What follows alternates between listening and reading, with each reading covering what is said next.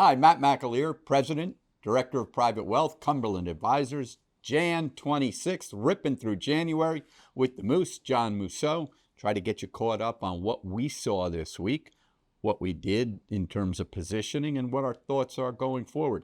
I'll jump in first, John, because equities was more of a backing and filling type of week in the broad indices. Under the hood, there was some action, especially with earnings names. Right. You had a big rip higher in Netflix, and then really the opposite in Tesla. And it's funny, they're both consumer type of names. Right. But you saw the difference in what's really being taken in demand-wise by audiences. It kind of calls the whole EV movement, it brings it under the microscope a little bit. Is it Tesla just hitting a speed bump, or were some of the forecasts for the EV move maybe just too aggressive? I don't know the answer to that. No, and it's and this happens with lots of different technologies. There's a surge ahead, and then there's a little dose of reality, and it's the rear end of the caterpillar catching up, and you got to get some more improvements, and then you go ahead again. Yeah, and historically, these sharp sell-offs in Tesla, and by the way, Tesla's been selling off for a little while now. Right. These sharp sell-offs have been a viable entry. So we'll keep an eye on it. We'll see where it goes.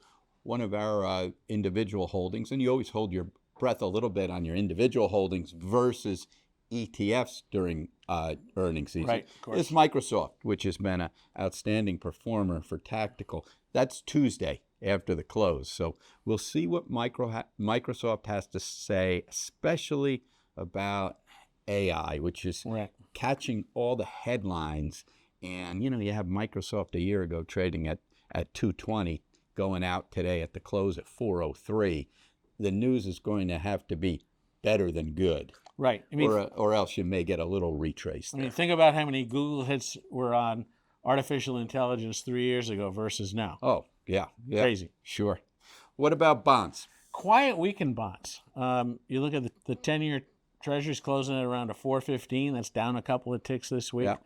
Yeah. 2 years probably at a 435. That's down like 3 ticks this week. Munis really unchanged, a couple of ticks higher. We talked about how aggressive munis were being priced versus Treasuries. They backed off a touch. You can still get plenty of 4% paper out there. And we continue to barbell portfolios using some 4% paper with some shorter paper. How long this lasts, we don't know. But we have one chart here that I think tells the story that we've had some bond-friendly numbers. So even like a week like this week, where you saw a big GDP number, quarter over 3%. Right. Surprise to the markets. The other surprise to the markets was the inflation numbers that GDP showed was only 1.5% year over year. Mm-hmm. And so on an annualized basis, 1.5%. And that was a lower number than was expected. Yeah. And that was backed up later this week, today, by the personal consumption expenditure.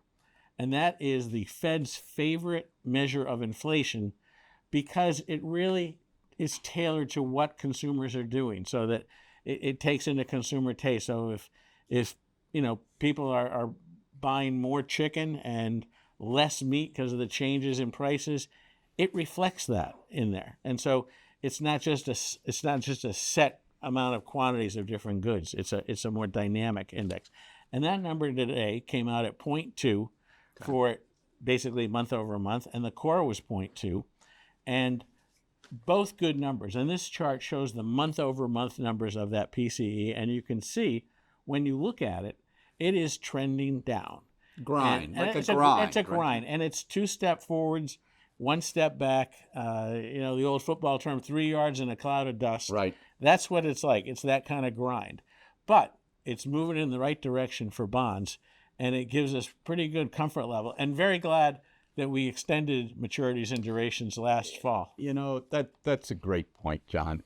Emotion, and we talk about behavioral science on the video every now and then, because markets are dictated by behavior. Sure, earnings are important. Interest rates are important. Confidence and behavior go so far. You hit it on the head last fall, I have to tip my cap, when we were seeing those fives Right. on the long end in munis.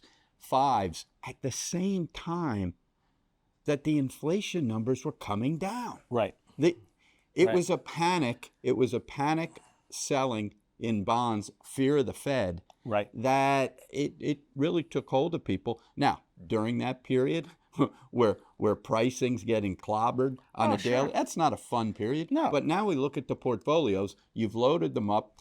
24 months ago, our Muni strategy, our largest Muni strategy, probably carried about a 1.718 current yield. Oh, yeah. Tax-free, but a 1.718. This is only 2 years ago. Right.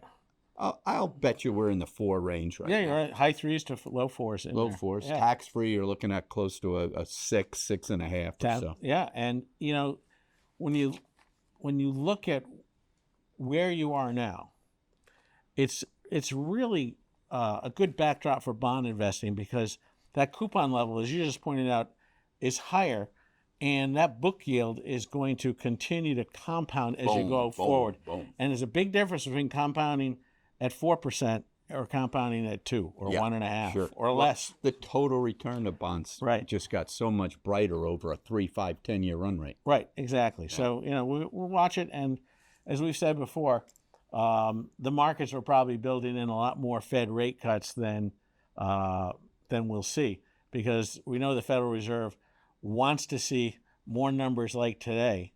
And, we'll see. Next week we have another jobs number next Friday, and Michigan number. So it'll be a busy week next week. All right. So you'll have a report for us next Friday. Yes, sir.